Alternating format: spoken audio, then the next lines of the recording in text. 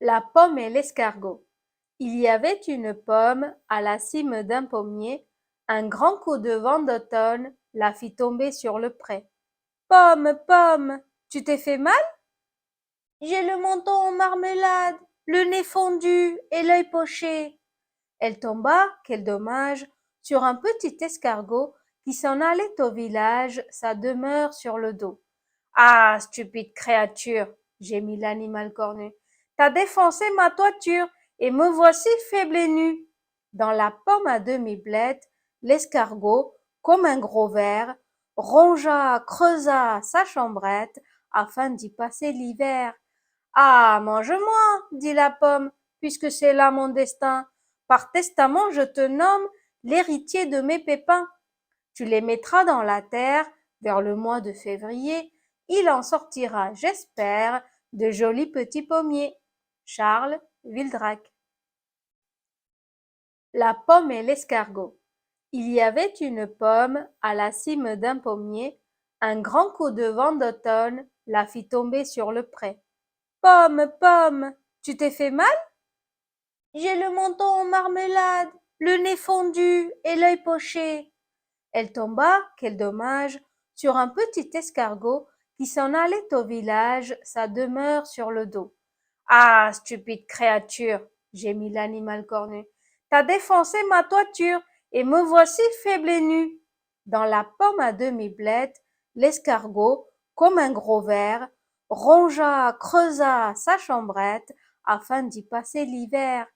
Ah, mange-moi, dit la pomme, puisque c'est là mon destin. Par testament, je te nomme l'héritier de mes pépins. Tu les mettras dans la terre vers le mois de février. Il en sortira, j'espère, de jolis petits pommiers. Charles Vildrac. La pomme et l'escargot. Il y avait une pomme à la cime d'un pommier. Un grand coup de vent d'automne la fit tomber sur le pré. Pomme, pomme, tu t'es fait mal? J'ai le menton en marmelade, le nez fondu et l'œil poché. Elle tomba, quel dommage, sur un petit escargot qui s'en allait au village, sa demeure sur le dos. Ah, stupide créature, gémit l'animal cornu. T'as défoncé ma toiture et me voici faible et nu. Dans la pomme à demi-blette, l'escargot, comme un gros ver, rongea, creusa sa chambrette afin d'y passer l'hiver. Ah, mange-moi, dit la pomme, puisque c'est là mon destin. Par testament, je te nomme l'héritier de mes pépins. Tu les mettras dans la terre vers le mois de février. Il en sortira, j'espère, de jolis petits pommiers. Charles Vildrac. La pomme et l'escargot. Il y avait une pomme à la cime d'un pommier. Un grand coup de vent d'automne la fit tomber sur le pré. Pomme, pomme, tu t'es fait mal?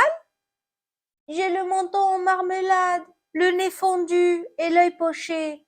Elle tomba, quel dommage, sur un petit escargot qui s'en allait au village, sa demeure sur le dos. Ah, stupide créature, gémit l'animal cornu. T'as défoncé ma toiture et me voici faible et nu. Dans la pomme à demi-blette, l'escargot, comme un gros ver, rongea, creusa sa chambrette afin d'y passer l'hiver. Ah, mange-moi, dit la pomme, puisque c'est là mon destin. Par testament, je te nomme l'héritier de mes pépins. Tu les mettras dans la terre vers le mois de février. Il en sortira, j'espère, de jolis petits pommiers. Charles Vildrac.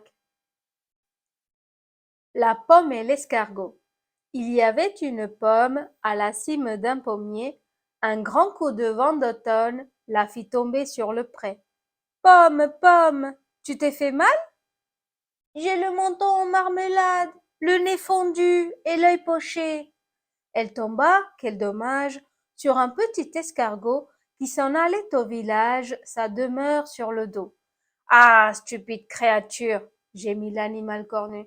T'as défoncé ma toiture et me voici faible et nu. Dans la pomme à demi-blette, l'escargot, comme un gros ver, rongea, creusa sa chambrette afin d'y passer l'hiver. Ah, mange-moi, dit la pomme, puisque c'est là mon destin. Par testament, je te nomme l'héritier de mes pépins. Tu les mettras dans la terre vers le mois de février.